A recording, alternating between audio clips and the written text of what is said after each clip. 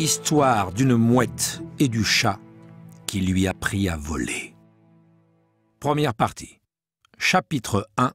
Mer du Nord. « Hareng à bâbord !» annonça la vigie, et le vol de mouettes du phare du Sable Rouge accueillit la nouvelle avec des cris de soulagement. Il y avait 6 heures qu'elles volaient sans interruption, et bien que les mouettes pilotes les aient conduites par des courants d'air chaud agréables pour planer au-dessus de l'océan, elles sentaient le besoin de refaire leur force, et pour cela, quoi de mieux qu'une bonne ventrée de harengs. Elles survolaient l'embouchure de l'Elbe dans la mer du Nord. D'en haut, elles voyaient les bateaux à la queue leu-leu comme des animaux marins patients et disciplinés, attendant leur tour pour gagner la pleine mer et là, mettre le cap vers tous les ports de la planète. Kenga, une mouette aux plumes argentées, aimait particulièrement regarder les pavillons des bateaux car elle savait que chacun représentait une façon de parler, de nommer les choses avec des mots différents. Comme c'est difficile pour les hommes. Nous, les mouettes, nous crions de la même manière dans le monde entier, cria un jour Kenga à l'une de ses compagnes de vol. C'est comme ça. Et le plus étonnant, c'est que parfois elles arrivent à se comprendre, répondit sa compagne. Au-delà de la ligne de la côte, le paysage était d'un vert intense. C'était un immense pré dans lequel on distinguait les troupeaux de moutons en train de paître à l'abri des digues et les ailes paresseuses des moulins à vent. Suivant les instructions des pilotes, la bande de mouettes du phare du Sable Rouge prit un courant d'air froid et se jeta en piqué sur le banc de harengs. 120 corps trouèrent la mer comme des flèches et en ressortant de l'eau, chaque mouette tenait un hareng dans son bec. Délicieux harengs, délicieux et gros, juste ce qu'il leur fallait pour reprendre de l'énergie avant de continuer à voler jusqu'à Den Helder, où les rejoindraient les vols des îles Frisonnes. Le plan de vol prévoyait de continuer ensuite jusqu'au Pas-de-Calais et à la Manche, où elles seraient reçues par les bandes de la baie de Seine et de Saint-Malo, en compagnie desquelles elles voleraient jusqu'au ciel de Biscaye. Elles seraient alors 1 millier qu'on verrait comme un rapide nuage d'argent et que grossiraient les bandes de Belle-Île, d'Oléron, des caps Machichaco, de Lapio et de Peñas. Lorsque toutes les mouettes autorisées par la loi de la mer et des vents voleraient au-dessus de la Biscaye, la grande convention des mouettes des mers Baltiques, du Nord et de l'Atlantique pourrait commencer. Oh, ce serait une belle réunion. Kenga y pensait en pêchant son 3e hareng. Comme tous les ans, on y raconterait des histoires intéressantes, en particulier celle des mouettes du cap de Peñas, voyageuses infatigables qui parfois volaient jusqu'aux îles Canaries ou aux îles du Cap-Vert. Les femelles, comme elles, feraient de grands festins de sardines et de calamars pendant que les mâles construiraient les nids au bord d'une falaise. Elles y pondraient leurs œufs, les couvraient à l'abri de toutes les menaces, et quand les premières plumes résistantes pousseraient au poussin, viendrait la plus jolie partie du voyage, leur apprendre à voler dans le ciel de Biscaye. Kenga plongea pour attraper un 4e hareng et n'entendit pas le cri d'alarme qui ébranla l'air. « Danger à tribord! Décollage urgent !»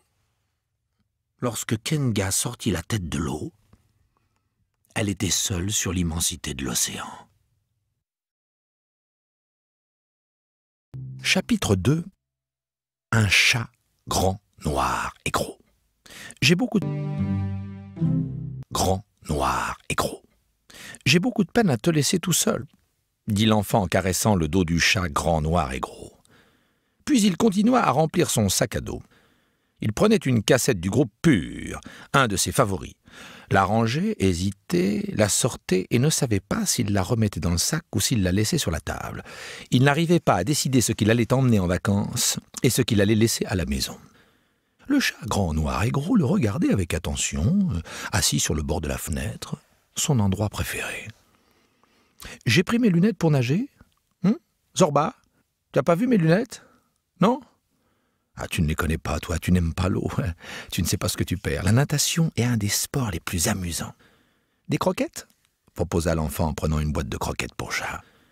Il lui en servit une ration plus que généreuse, et le chat grand, noir et gros se mit à mastiquer lentement pour faire durer le plaisir. Quelle croquette délicieuse, craquante, au bon goût de poisson. C'est un garçon formidable, pensa le chat la bouche pleine. Comment ça? Un garçon formidable. Oh, le meilleur, corrigea-t-il en avalant. Zorba, le chat grand, noir et gros, avait de bonnes raisons de penser cela de cet enfant qui dépensait son argent de poche en délicieuses croquettes, qui nettoyait la litière de la caisse où il faisait ses besoins et qui l'instruisait en lui parlant de choses importantes. Ils passaient de longues heures ensemble sur le balcon à regarder l'activité incessante du port de Hambourg. Et là, par exemple, le garçon lui disait « Tu vois ce bateau, Zorba? Tu sais d'où il vient? Du Libéria, un pays d'Afrique très intéressant parce qu'il a été fondé par des hommes qui avaient été des esclaves. Quand je serai grand, je serai capitaine d'un grand voilier et j'irai au Libéria. Tu viendras avec moi, Zorba? Tu seras un bon chat de mer, j'en suis sûr. » Comme tous les enfants des ports, ils rêvaient de voyages dans des pays lointains. Le chat grand, noir et gros l'écoutait en ronronnant et se voyait aussi à bord d'un voilier sillonnant les mers. Oui, le chat grand, noir et gros avait beaucoup de tendresse pour le garçon et il n'oubliait pas qu'il lui devait la vie. Zorba avait contracté cette dette exactement le jour où il avait quitté le panier dans lequel il vivait avec ses 7 frères. Le lait de sa mère était tiède et doux, mais lui, il voulait goûter ces têtes de poisson que les gens du marché donnaient au grand chat. Il ne pensait pas en manger une entière, non, il voulait la traîner jusqu'au panier et là miauler à ses frères. « Assez de téter notre pauvre mère, vous ne voyez pas comme elle a maigri. Manger du poisson, c'est la nourriture des chats des ports. » Peu de temps avant de quitter le panier, sa mère lui avait miaulé très sérieusement. « Tu es agile et malin, c'est très bien, mais tu dois faire attention à ne pas sortir du panier. Demain ou après-demain, les humains vont venir décider de ton destin et celui de tes frères. Ils vont sûrement vous donner des noms sympathiques et vous serez assurés d'être nourris. C'est une grande chance de naître dans un port. Car dans les ports, on aime et on protège les chats. La seule chose que les humains attendent de nous, c'est que nous éloignions les rats. Eh oui, mon enfant, être chat de port est une grande chance. Mais tu dois faire attention, car il y a en toi quelque chose qui peut faire ton malheur. Mon enfant, si tu regardes tes frères, tu verras qu'ils sont gris ou rayés, comme les tigres. Toi, tu es né tout noir, sauf la petite tache blanche que tu as sous le menton. Il y a des humains qui croient que les chats noirs portent malheur. Ah, c'est pourquoi, mon petit, il ne faut pas sortir du panier. » Mais Zorba, qui était alors une petite boule de charbon, quitta le panier. Il voulait goûter une de ces têtes de poisson. Et il voulait aussi voir un peu le monde. Il n'alla pas très loin. La queue dressée et vibrante en trottant vers un étal de poissonnier, il passa devant un grand oiseau qui somnolait, la tête penchée. C'était un oiseau très laid, avec une énorme poche sous le bec. Soudain, le petit chat sentit que le sol s'éloignait de ses pattes, et sans comprendre ce qui lui arrivait, il se retrouva en train de faire une cabriole en l'air. Se souvenant de l'une des premières leçons de sa mère, il chercha un endroit pour retomber sur ses 4 pattes, mais en bas, l'oiseau l'attendait, le bec ouvert. Il tomba dans la poche. Pouf! Il y faisait noir, et ça sentait horriblement mauvais. « Laisse-moi sortir! Laisse-moi sortir !» miaula-t-il désespéré. « Ah bon, tu parles? Quelle bête tu es? » croissa l'oiseau sans ouvrir le bec. « Laisse-moi sortir ou je te griffe !» miaula-t-il menaçant. « Ouais, je crois que tu es une grenouille. Tu es une grenouille ?» croissa l'oiseau, toujours le bec fermé. « Je m'étouffe, oiseau idiot !» miaula le petit Zorba. « Ouais, t'es une grenouille. Une grenouille noire. C'est étrange, croissa l'oiseau.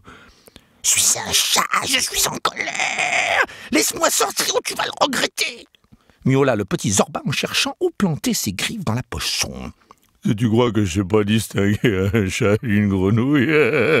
Les chats sont poilus, rapides et ils sentent la pantoufle. Toi, t'es une grenouille, voilà. Une fois j'ai mangé des grenouilles, c'est pas mauvais, mais elles étaient vertes. Dis donc. Tu serais pas une grenouille vénéneuse, par hasard? Croissa l'oiseau inquiet. « Oui, je suis une grenouille vénéneuse et en plus je porte malheur. » Quel problème? L'autre jour, j'ai avalé un hérisson vénéneux et il ne m'est rien arrivé. Quel problème, hein? Je t'avale ou je te crache? Réfléchit l'oiseau. Mais il ne croassa rien de plus car il s'agita, battit des ailes et ouvrit finalement le bec. Couvert de bave, le petit Zorba sortit la tête et sauta par terre. Il vit alors le garçon qui tenait l'oiseau par le cou et le secouait. « Tu es aveugle, quoi, pélican imbécile? Viens, mon chat.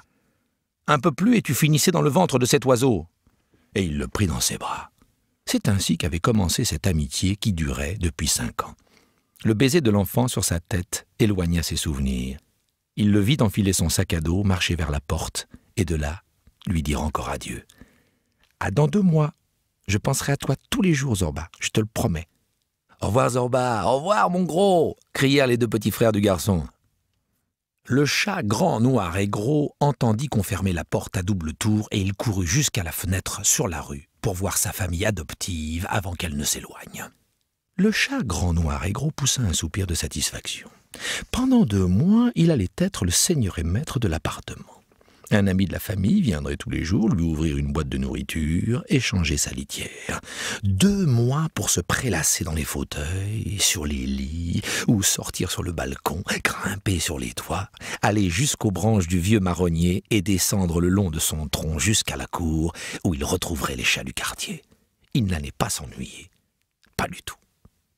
C'est ce que pensait Zorba, le chat grand, noir et gros, car il ne savait pas ce qui allait lui tomber dessus très bientôt.